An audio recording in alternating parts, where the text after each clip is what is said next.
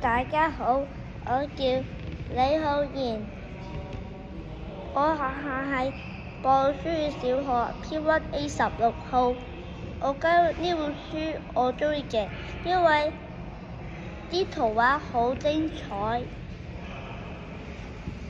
呢本書嘅名叫《金色的瓢蟲》，作者係阿超，主角係欣欣。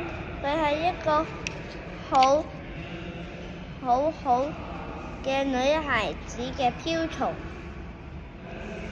有一日，欣欣喺草地上面開心地玩耍，佢記得媽媽叫他遊樂場回家。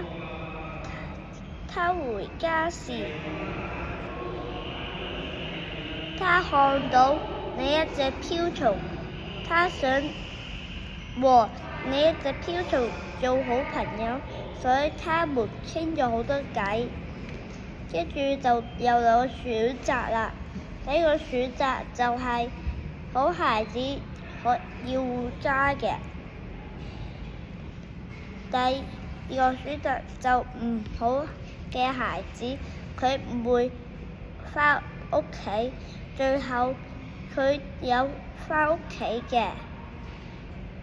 呢本書教導我做一個好孩子，要記住爸爸媽媽嘅説話。